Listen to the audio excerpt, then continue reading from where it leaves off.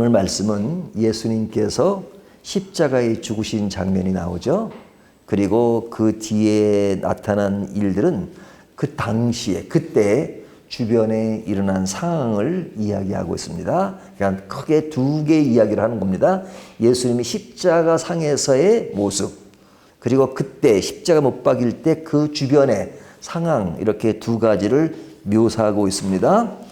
근데 그때가 언제냐면 아주 정확하게 시간을 이야기하고 있는데, 제일 처음에 시작되는 45절을 보면 제6시로부터 그러죠. 이 6시라는 말은 그 로마 시간법입니다. 그러니까 6을 더해야 돼요. 그러니까 우리 시간으로 말하면 정오입니다. 12시. 예? 그러니까 점심때. 그죠? 점심때. 근데 그때는 아주 해가 쨍쨍 뗄 때잖아요. 하지만 지금 분위기가 어때요? 온 땅에 어둠이 임하여. 그래서 아주 캄캄한 그런 주변 환경입니다. 그리고 제9시까지 계속되더니, 그러니까 오후 3시가 되겠죠. 그러니까 12시부터 3시까지 지금 계속 그 어둠이 깔려 있는 겁니다. 그때 예수께서 소리질러 이르시되 하면서 엘리 엘리 라마 사막다니. 이 엘이라는 것은 하나님이라죠. 나의 하나님 어찌하여 나를 버리시나이까, 이런 말씀을 하십니다. 자, 예수님이 이런 말씀을 하시는 그 내용은 상당히 깊은 의미가 있죠. 어떤 의미가 있어요? 지금 그 십자가는 예수님이 달릴 이유가 전혀 없죠. 왜 그래요? 십자가는 사형을 집행하는 겁니다. 그러니까 그 당시에 가장 큰 죄를 지은 사람이라고 하는 사람에게 십자가형을 시키는 거잖아요. 그럼 예수님이 죄를 지셨나요? 죄를 진 게 있나요? 이전에 보면 많은 사람이 희롱을 하고 왜곡을 하지만 예수님은 전혀 죄가 없으신 겁니다. 그런데 그곳에 달리신 예수님은 모든 죄인들을 위해서 대신해서 심판을 받으시는 거죠. 그렇다면 그 자리에 누가 있어야 되는 거예요? 내가 있어야 되는 거잖아요. 내가 있어야 할 그 위치에 예수님이 계신 거예요. 내가 달릴 십자가에 예수님이 달리신 거예요. 나의 죄를 위해서, 나의 죄를 용서하기 위해서. 그래서 우리들이 심판 앞에 있는 그 상황을 기도하시는 거예요. 엘리 엘리 라마 사막다니. 심판을 받기 때문에 어찌하여 나를 버리시나이까, 이렇게 이야기하시잖아요. 그 이야기가 그냥 예수님이 마지막 십자가상에서 한마디 하신다는 그런 의미가 아니라 나의 고백이고 나의 신앙적인 그런 모습을 완전히 드러내게 하잖아요. 엘리 엘리 라마 사막다니. 나의 아버지 나를 어찌하여 버리시나이까. 심판 앞에 놓여진 제물로서 예수님의 말씀인 것이죠. 자, 제물로서 이런 말씀을 하시는데 참 뭐 재밌다라고 말해야 될지 아니면 참 넌센스라고 말해야 될지 모르지만 그것을 바라보고 있던 사람들이 있죠. 여기 47절에 보면 거기 섰던 자 중 어떤 이들이 그러죠. 거기 섰던 자들 그러죠. 또 뒤에 보면 그것을 바라보는 자들, 뭐 이런 표현들이 나옵니다. 근데 47절에 보면 거기 섰던 자 중 어떤 일이 듣고 어떤 이야기를 들은 거예요? 예수님이 말씀하신 엘리 엘리 라마 사막다니. 그것을 듣고 이르되 이 사람이 엘리야를 부른다 하고. 자, 엘리라는 말은 나의 하나님이란 말이에요. 근데 그 말을 듣고 뭐로 들었어요? 나의 하나님으로 들은 게 아니라 엘리 비슷하잖아요. 발음이 엘리야. 예? 엘리야로 들었단 말이에요. 그러니까 엘리야는 죽지 않고 올라간 사람이죠. 그러니까 엘리야가 다시 오는 것이 나라를 회복한다는 그런 의식을 이스라엘 사람들은 가지고 있었어요.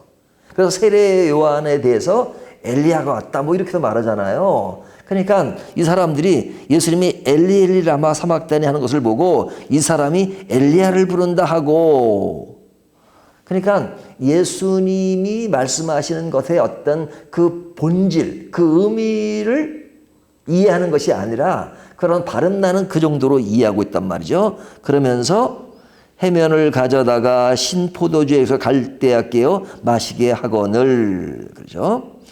자, 이러면서 그 뒤에 49절 그 남은 사람들이 이르되 가만두라. 그걸 주니까 가만두라. 왜 가만두라고 하냐면 엘리야가 와서 그를 구원하나 보자 하더라.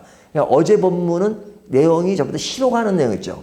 군사들이 희롱하고 백성들이 희롱하고 그리고 종교 지도자전 사람들이 희롱하는 그런 내용인데 지금 여기 남은 자들과 거기 섰던 자들이 그 아주 중요하고 인류를 구원한 아주 최고의 사건, 최대의 사건, 인류 역사의 어떤 것과도 뒤바꿀 수 없는 그 사건 앞에 그들이 보는 것은 엘리의 의미를 모르고 엘리야라고 말하고 그리고 엘리야가 그를 살 수 있는지를 두고 보자 라고 말하는 인간의 완전히 제약된 그 모습을 너무 확연하게 보여주고 있어요. 엘리야가 와서 그를 구원하나 보자 하더라. 지금 예수님이 우리를 구원하기 있는 그 장면을 알지 못하고 엘리야가 그를 구원하나 보자고 하는 이런 넌센스가 어디 있습니까? 십자가를 이해하지 못하면, 십자가를 알지 못하면 완전히 사람이 다른 곳에 자기 논리를 가지고 십자가의 구원의 모든 것을 왜곡하는 모습이 인간의 죄악된 모습이에요. 예수께서 그때 어떻게 하십니까? 마지막 운명을 하잖아요. 예수께서 다시 크게 소리 지르시며 영원히 떠나시니라. 영원히 떠난다는 것, 그것은 우리를 위해서 완전한 제물이 되셔서 예수님의 죽음을 이렇게 표현하고 있습니다. 그러니까 예수님이 죽으신 것이 핵심이 아니죠. 그 죽음이 무엇을 의미하는가 하는 거잖아요. 그러니까 사람들이 그 의미를 모르니까 그렇게 왜곡을 한단 말이죠. 자, 이것이 십자가가 주는 메시지, 예수님의 죽으심이 주는 우리에게 강한 메시지예요. 자, 이 메시지가 오늘 말씀에서 크게 전달되는 그 상황 앞에 사람들의 반응이 어떻죠? 그때 주변 환경을 이야기하고 있는데요. 자, 이 주변 환경 전에 예수님의 죽으심은 시간과 장소와 그때 사람들이 있었다는 것을 강조하는 이유는 이것이 하나의 신화나 꾸며낸 이야기가 아니라 역사적 사실이라는 것을 보여주고 있습니다. 이것은 역사가 기록하는 것입니다. 그 당시에 요세프라는 사람이 있었는데 그 역사가도 이것을 기록하고 있고 성경이 기록하고 있고 그래서 이것은 분명한 사실인 것을 기록하고 있죠. 그래서 시간과 거기 섰던 자들, 남은 자들. 그런데 그 역사적인 사실, 실제의 사실, 그걸 모르니까 사람들이 희롱하고 어제 본문 같은 그런 모습을 보여주고 있는 겁니다. 근데 희롱한다고 해서 사람들이 왜곡한다고 해서 사실이 없는 것은 아니죠. 그런 주변의 환경이 있다 할지라도 이 사건은, 십자가의 사건은 정말로 사실이고 진실이고 그리고 엄연한 진리인 것이죠. 자, 그때 이제 주변 상을 보면 이 사건을 통해서 희롱하는 자들이 있었는데 그들의 희롱과 이제 비교되는 상황을 오늘 본문이 보여주는 겁니다. 야, 희롱했던 것은 뭐예요? 군인들이 또 백성들이 제사장과 서기관 이런 사람들이 희롱을 했잖아요. 근데 오늘 십자가 사건을 통해서 그리고 주변에 일어난 사건을 통해서 그 희롱은 맞지 않았다, 틀렸다 하는 것을 비교해서 보여주는 겁니다. 그 비교해 주는 것이 뭐냐면 첫 번째는요, 성전의 휘장이 갈라져 버려요. 성전의 휘장이 갈라. 51절 보세요. 이에 성소 휘장이 위로부터 아래까지 찢어져 둘이 되고, 그죠? 성전의 휘장이 갈라집니다. 여러분, 그 성전 휘장이라는 것은요, 이렇게 얇은 뭐 천 조각이 아니에요. 엄청 두꺼워요. 그거를 실으려면요, 진짜 오늘날 같으면 진짜 굉장히 많은 사람이 들 정도로 굉장히 두껍고 그리고 무거운 것이에요. 그 시장이 쫙 갈라져 버려요. 어떻게 갈라졌다죠? 위로부터 아래까지 찢어져 둘이 되고, 성전의 휘장 그 사이로 누가 들어갔어요? 대제사장이 제사를 드려 들어갔던 것이 완전히 찢어져 버렸어요. 그러니까 그리스도의 십자가를 통해서 하나님과 우리의 만남이 완전히 어떤 중재자가 있는 그 대제사장이 아니라 우리가 직접 하나님 앞에 갈 수 있도록 그 모든 통로를 예수 그리스도의 십자가를 통해서 만들었다는 것을 보여줘요. 그래서 이 말씀이 중요한 것은 뭐냐면 이것이 신약과 구약을 구분하는 분기점이 되는 겁니다. 우리가 구약과 신약을 구분할 때는 말라기까지를 구약이라 그리고 마태복음서부터 요한계시록 신약이라고 하잖아요. 그러니까 성경의 구조상 구분은 그렇게 돼요. 앞에 거는 구약, 뒤에 거는 신약. 하지만 실제적인 신약은 이때를 기준으로 한 겁니다. 예수님이 계실 때는요, 제사의식이라든지 구약에 행했던 그대로 행했어요. 그러나 예수 그리스도의 십자가 이후, 시장이 갈라진 이후에 새로운 면모에 우리들이 하는 옛날에 제사를 드리고 하는 그런 제도에서 이제 은혜 아래서의 그런 모습들, 그것이 변모되는 것을 볼 수 있어요. 그래서 실질적인 신약이 시작되는 겁니다.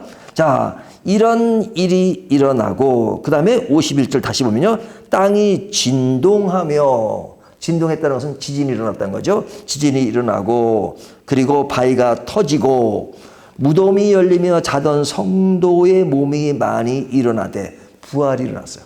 그 당시에 거기에 있었던 사람들이 무덤이 열리고 부활을 했어요. 그래서 그 부활 후에 그들이 무덤에서 나와서 거룩한 성에 들어가 많은 사람에게 보이더라. 이것은 너무나도 확연한 그 십자가가 구원의 사건이라는 걸 보여주죠. 믿지 않는 사람들은 이런 걸 보고 아이고 어떻게 이렇게 될 수 있냐고 이것을 가지고 믿지 않지만 우리들에게 부활의 신앙이 있다면 예수 그리스도의 십자가 때 사람들이 부활했던 사건은 역사적인 사건으로 기록하고 있는 겁니다. 그래서 이런 사건이 눈에 앞에 목격되는 것을 보면서도 믿지 않는다면 그 믿지 않는 게 기적이죠.